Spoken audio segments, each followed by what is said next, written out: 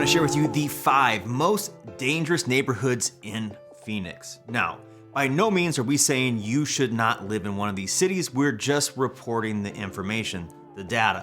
But with the trade-off of the crime in these areas, there's a lot of opportunity. So make sure that you stay until the number 1 most dangerous neighborhood so you have all the information, and this will help you decide if one of these areas might be a good investment or it might be something that you're not looking for. So let's go and dig in. Number 5 most dangerous city on the list is North Mountain. So if we go over and take a look at the map. All right, so if we take a look here on the map, we're right here in the center of Phoenix, and we gotta go up here. It's a little bit more north of Phoenix, and now we're gonna go dig into North Mountain information. And so today I'm gonna scroll up so you can see a little more. We are on areavibes.com, and we always recommend that you do your own research before deciding where to live. By no means are we gonna tell you where you should live. We're just giving you the information. And if at any point you would like help determining what's gonna be best for you, or you wanna take a look at some of these properties, you can reach us at any time at the information below. And if you're new here, I'm Ryan Naylor, and my partner Kyle Tyler and I are the Phoenix City Living relocation experts, and we're always here to help you. But let's dig into this information. Let's get a little bit nitty and gritty here, because it's not always just about the crime. It's about livability. It's about what's around there. And as we can see here, right around here, not very good in terms of amenities. But the commute's not bad. It's 3% lower than the US average in terms of getting to work.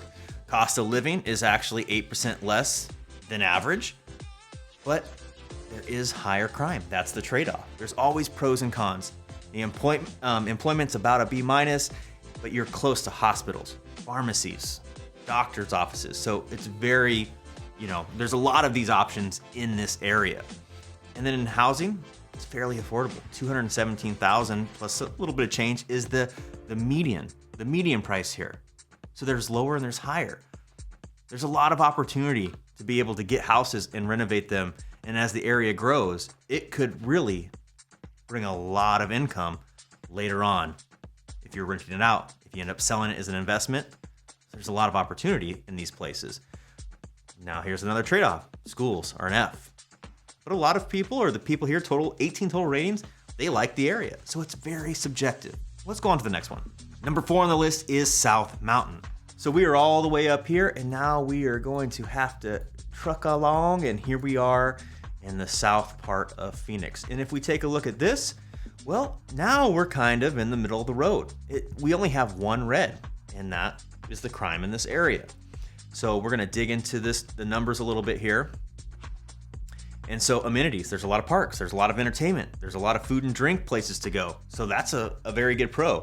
The commute is great. Most people have a better commute to their work than other parts of the city in the area. Cost of living is 12% less expensive than the average. But the trade-off is there's gonna be a little bit higher crime here. Employment is C, so the average household income, just over $59,000.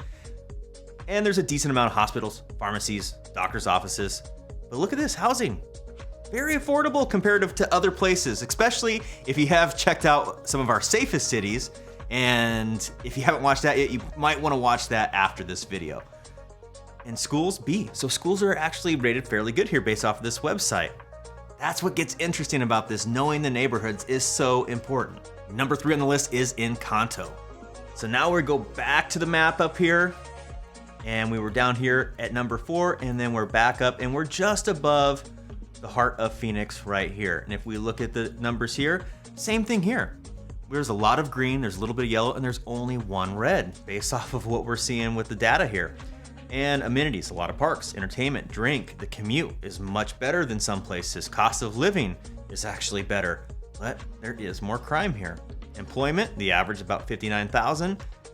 There's a lot of hospitals, pharmacies, doctors. And the housing is relatively low as well, just over $281,000 for the median price. Schools are B+, and B+ for user ratings. This is where it gets so fun, it gets so interesting. There's a lot to explore in the Phoenix and the greater Phoenix area in terms of neighborhoods to find what's perfect for you. The number 2 most dangerous city on this list is Alhambra. So we are right here with number 3, and it's just a hop, skip, and a jump away. Just a little bit northwest here is Alhambra, and then we're gonna dive into the numbers here. Now we're getting into a little bit more of the orange, mixed in with a little bit of the green. So if we scroll down, we can see the commute. Commute gets an A+. Cost of living gets an A+. The crime is an F. The employment is a D. So people in this area, on average, median household income is about $43,000. But there's a lot of hospitals, pharmacies, and doctors in the area. In the housing, the median home value is only $138,000. This is a stark contrast to other parts of the valley. In Paradise Valley, it was well over $1 million was the median.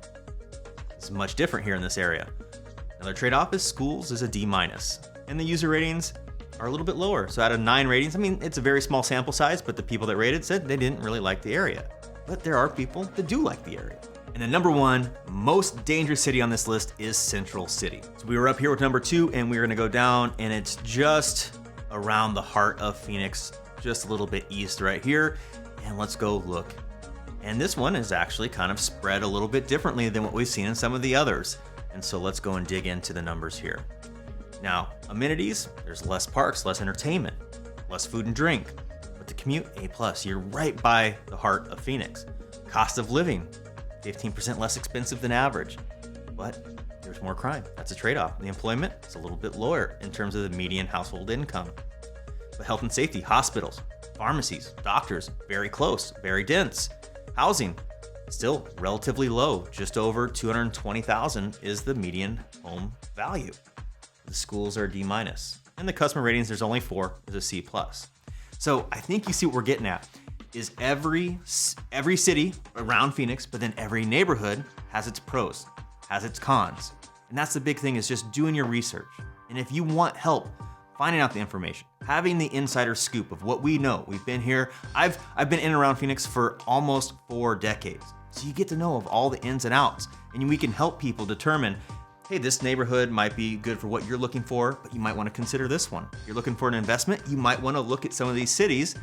And as more investors come in and things get built up, things can change over a few decades, right? So if you're thinking long-term, some of these places, especially if you're renting them out, could be a haven for putting money for a long-term investment. That's the beauty of real estate. There's no one-size-fits-all. And so if you need any help, you can always email us, text us, call us at the information below. We're always here to help you out. And if you haven't seen the Safest Cities video yet that we did around Phoenix, you should check that out next.